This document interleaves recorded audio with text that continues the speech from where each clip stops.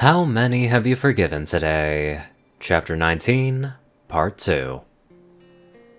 Back at the shop, Anon can hear work being done in the kitchen. So he walks up to his room and gets dressed in the suit that he wore when Pinky took him out to meet Maud. Once he's all clean and looking presentable, Anon walks down the stairs and to the kitchen door. Then he knocked on it a few times. Is everything ready? Anon looks over at a clock to see that he's just on time. Perfect timing, Lyra says. Come in. Anon walks into the kitchen and pauses slightly at the scene before him. The lights are off, candles placed around to give a soft glow to the room, a singular circular table with 3 chairs, 2 sitting side by side, and 1 on the other side. Anon's eyes drift over to Bon Bon and Lyra as they stand beside the table. The both of them in dresses. Lyra has a huge smile on her face, but Bon Bon doesn't look happy. Red flags are going off in Anon's head. Something is going on here and he doesn't like it. I have to say, I wasn't expecting this when you invited me to a party, Anon says, breaking the silence. Well, it's a small party between adults, Lyra says, giggling slightly. No need for streamers or balloons. I guess that makes sense. Anon still doesn't feel comfortable. The fact that Bon Bon is emotionally blank is alarming in its own way. Please, take a seat. Lyra quickly pulls out the single chair. Thank you, Anon says as he walks over and takes his seat.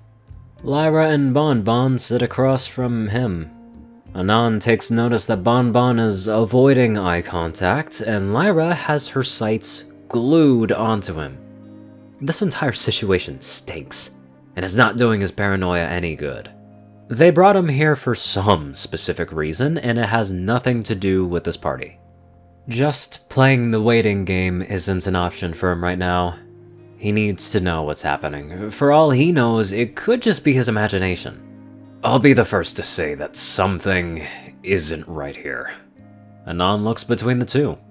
I am open to having a party between the 3 of us, but something is unsettling me, so what's all this about? Anon watches as Lyra elbows Bon Bon. She looks over at Lyra and shakes her head. The 2 of them leaned close as they whispered to one another. The thing is that Anon can hear them as clear as day. I can't do this, Lyra. Let's call this off while we're still ahead. What? He's already sitting here. We talked about this. Bon Bon looks down at the floor again. Anon can feel his frustration in this situation. It's not just his paranoia. Something is going on. He clears his throat loudly to grab both of their attentions. The only reason I am calm as I am is because we know each other so well. However, my patience is starting to fade quickly.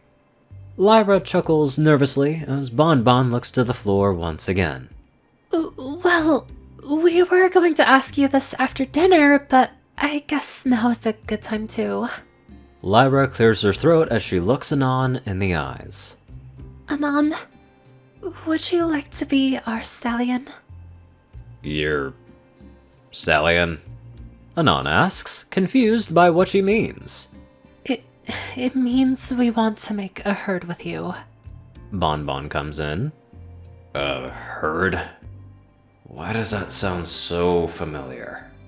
Anon can feel his mind drift back to horses from Earth.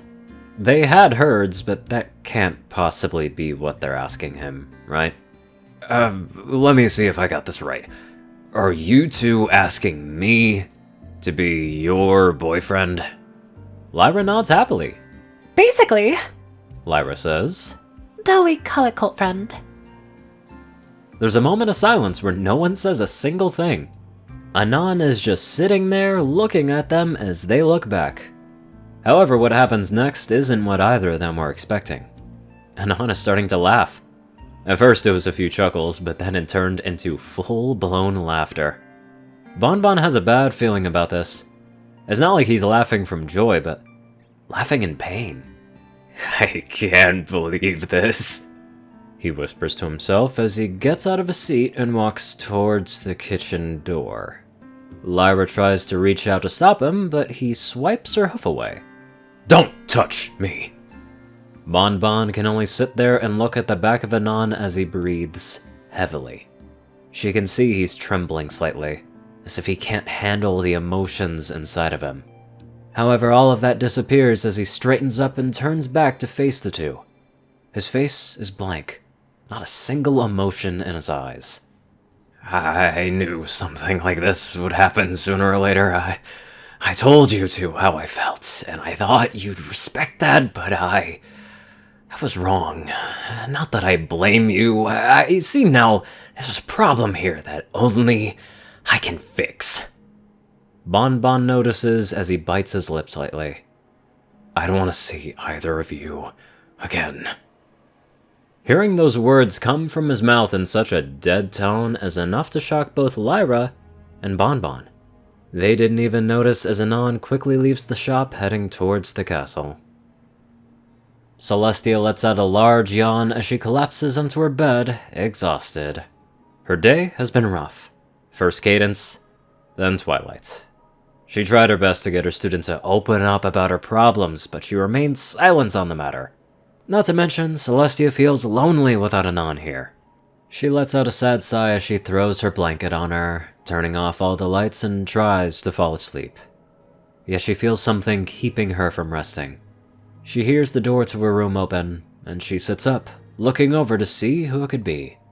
The light from the hall obscures his face, but Celestia knows only one creature to stand as he does.